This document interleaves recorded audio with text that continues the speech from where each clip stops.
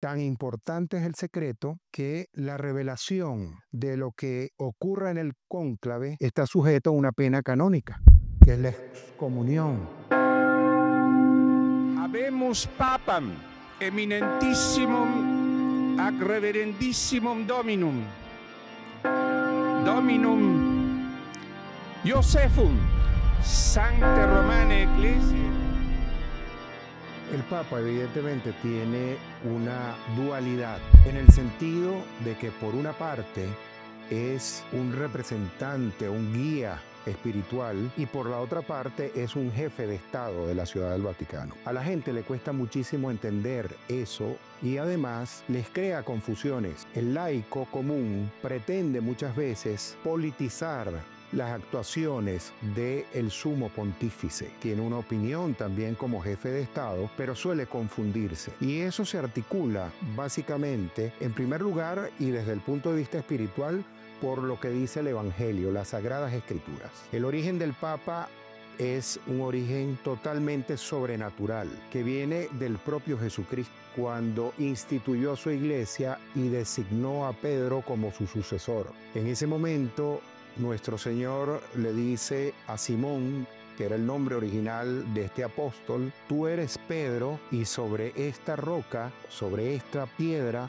edificaré mi iglesia. Ahí ocurrieron dos cosas. El propio Jesucristo funda la iglesia y el propio Jesucristo designa a uno de sus apóstoles como su sucesor. En cuanto a la articulación legal, es evidente que tanto el Papa, visto desde el punto de vista espiritual y como guía de la iglesia y como jefe de Estado, tiene un fundamento en el derecho canónico y en la ley fundamental del Estado del Vaticano. Una vez que fallece el sumo pontífice, se producen unos efectos jurídicos que son muy importantes. El primero de ellos es el establecimiento de la sede vacante. Pero esa sede vacante ocurre por dos razones fundamentales. El primero, como dije antes, el fallecimiento del sumo pontífice, y el segundo por renuncia válida. Y es importante que se sepa qué significa renuncia válida. Renuncia válida es que no haya sido objeto, por ejemplo, de coacción o de amenaza, que no haya un vicio en el consentimiento en esa renuncia. Entonces tiene que ser una renuncia libre, una renuncia públicamente manifestada, y que efectivamente eso le dé la validez a la renuncia. Sin embargo, pudieran haber otras razones de sede vacante, sí, no están contempladas expresamente en el derecho canónico, pero efectivamente pudieran haber algunas otras razones que pudieran específicamente generar una sede vacante, como por ejemplo la falta de los requisitos esenciales para ser papa. Si hay precedentes con respecto a la renuncia del papa. Específicamente, han habido 3 papas que han renunciado. Uno es Celestino V, el otro fue Gregorio XII y el último Benedicto XVI. La renuncia de Benedicto XVI enriqueció desde el punto de vista jurídico el conocimiento de la renuncia. Habían pasado tantos años sin que un pontífice renunciara que se tenía olvidada un poco la figura de la renuncia. Con la renuncia de Benedicto se ratifica que efectivamente tiene que haber una renuncia válida, que tiene que ser libre, que tiene que ser pública, que tiene que ser expresa, pero que además no necesita de aceptación por nadie. Es decir, basta con que él manifieste su voluntad de renunciar para que se produzca y sea declarada la sede vacante. Pero además, inéditamente, se creó la figura del Papa emérito, y esto ha generado una discusión, un debate desde el punto de vista jurídico, porque hay que determinar qué espacio ocupa el Papa emérito en la Iglesia Católica, cuáles son sus facultades, cómo participa activamente o no en el gobierno de la iglesia. Esos son temas de carácter jurídico que son generados precisamente por la renuncia del Papa Benedicto XVI. El Papa puede en vida hacer modificaciones a las normas para la elección de su sucesor. Eso lo hizo el Papa Paulo VI en el año 1975, eso luego lo hizo el Papa Juan Pablo II, después lo hizo Benedicto XVI y últimamente pues también lo hizo el Papa Francisco. Efectivamente, el Papa Francisco no hace modificaciones sustanciales, solamente hace unas modificaciones formales sobre la curia, el gobierno de la curia, pero hace también unas reflexiones que son muy importantes a los fines de cuál es el perfil que deben tener los electores que van a acudir al cónclave. que es sumamente importante. Pero recientemente acaba de ocurrir que un cardenal que podría, porque cumple con los requisitos, estar en el cónclave, fue excluido expresamente por el Papa Francisco previo a su fallecimiento. Lo hizo a través de un par de cartas en el cual señala razones de carácter moral por las cuales no convendría que este cardenal participe. La muerte del Papa se verifica a través de un funcionario previamente designado, que es un cardenal camarlengo, así se conoce. Este cardenal, una vez que es notificado de la presunta muerte del sumo pontífice, acude al lugar donde se encuentra el cuerpo del sumo pontífice y a través de ciertos aspectos rituales que debe cumplir, como por ejemplo el llamado por 3 veces por el nombre del Papa, en este caso del Papa Francisco, cuyo nombre de bautismo era Jorge Mario. Entonces, por 3 veces lo llama diciéndole: Jorge, ¿estás dormido? Jorge, ¿estás dormido? Jorge, ¿estás dormido? Frente a la falta de respuesta y, por supuesto, el aval del cuerpo médico que está presente, entonces es el camarlengo quien puede efectivamente certificar desde el punto de vista legal el fallecimiento del sumo pontífice. Y esto es muy importante porque desde ese momento existe la sede vacante. También es importante recordar que una de las cosas que hace el camarlengo es retirar el anillo del pescador. Es un anillo que utilizan los papas para recordar a Pedro, que era pescador, un pescador de hombres. Y ese anillo es destruido porque ese anillo siempre fue utilizado, durante muchos años fue utilizado como sello para los documentos oficiales del Papa. En esta ocasión lo que hace el camarlengo es que lo deterioran o le inscriben una cruz que lo inhabilita de su forma original. Y lo otro que hace el camarlengo, el cardenal camarlengo, es sellar el aposento, el cuarto de habitación del sumo pontífice y sus oficinas. Incorporan unas cintas que son lacradas para verificar que efectivamente están selladas y son custodiadas a los efectos de evitar que haya una violación de esos recintos. Es muy importante saber que una vez que se produce el fallecimiento del Papa y ha sido declarada la sede vacante, el Colegio Cardenalicio, de la mano con el camarlengo, declara el luto por 9 días, donde se hacen las exequias, y en ese periodo se hacen misas por el eterno descanso del sumo pontífice, pero además sirve como unidad de la iglesia. Además, el cuerpo es expuesto en capilla ardiente para que los feligreses puedan visitarlo, pero fundamentalmente es muy útil en el sentido de que da chance para que los cardenales que se encuentran en muchísimas partes del mundo, aproximadamente en unos 70 países, puedan arribar a despedirse del sumo pontífice y a formar luego las congregaciones generales, que son donde se van a discutir cosas que son de relevancia para la iglesia y de cara a la preparación del cónclave. Tan importante es el secreto que la revelación de lo que ocurra en el cónclave está sujeto a una pena canónica, que es la excomunión, y que se produce lata sentencia, es decir, con el solo hecho de revelar información, un cardenal queda excomulgado, lo que en términos de derecho canónico es gravísimo, porque eso lo que significa es que un cardenal que revela ese secreto del cónclave o de lo que está ocurriendo en el cónclave va al infierno. Es así de sencillo. Entonces, claro, se cuida muchísimo la injerencia de factores externos y por eso es tan importante el secreto en el cónclave. Hay 3 requisitos fundamentales para ser papa. 1, ser varón. 2, que sea bautizado. Y esto es importante porque ser bautizado tiene una significación desde el punto de vista jurídico. Ser bautizado significa ser iglesia, ser parte de la iglesia. No se puede escoger a alguien que no sea iglesia. Y el tercero, la aceptación como requisito. Es decir, la persona debe aceptar, y eso es un requisito de validez de la elección del Papa. Sin esos tres requisitos esenciales, no existe escogencia de Papa. Es simplemente nulla iure, es decir, ixo iure nulla.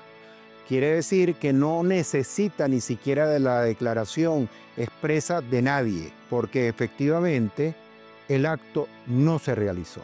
Ese requisito o el requisito de ser varón es un requisito que es sobrenatural. Es un requisito sobrenatural porque fue el propio Jesucristo quien establece ese requisito.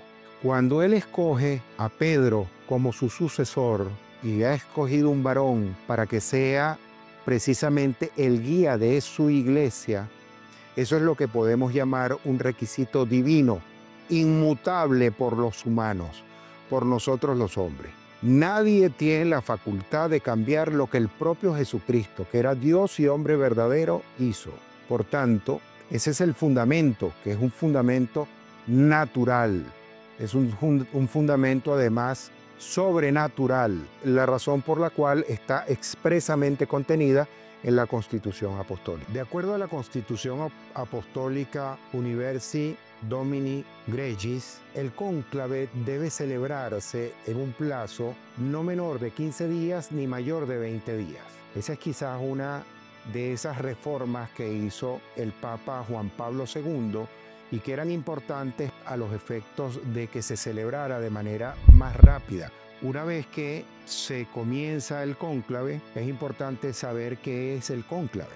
Básicamente lo que significa la palabra cónclave es con llave. Eso significa que los cardenales que tienen o que cumplen con los requisitos para votar, porque no todos los cardenales pueden votar, solamente votan los que tienen menos de 80 años para el momento del fallecimiento del sumo pontífice, son encerrados literalmente en la Capilla Sixtina, que es donde se produce la elección. Esa elección, de acuerdo a la Constitución Apostólica, debe hacerse por votación secreta. Además, debe elegirse con una mayoría calificada, que son las 2/3 partes de los votos de los cardenales habilitados para ejercerlo.